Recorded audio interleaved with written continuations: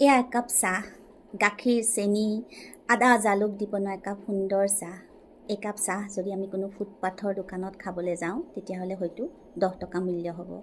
সেই একেই চাহ, একেধৰণে বনোৱা চাহ সমপৰিমাণৰ আমি যদি কোনোবা ৰেষ্টুৰেণ্টত খাব যাওঁ, 100 টকা হ'ব। আৰু যদি আমি এয়াৰপৰ্টত খাওঁ, একাপ চাহ দাম হ'ব 200 টকা। অৰ্থাৎ একেই চাহৰ মূল্য বিভিন্ন স্থানত বিভিন্ন হয়।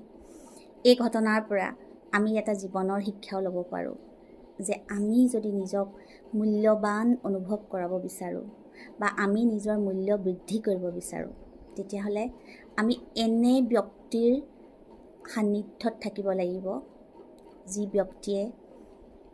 ব্যক্তিৰ বাবে আমাৰ স্থান মূল্যৱান, যি ব্যক্তিৰ হৃদয়ত আমাৰ স্থান অৰ্থহীন, যি আমাৰ মূল্যই নুবুজে, তেনে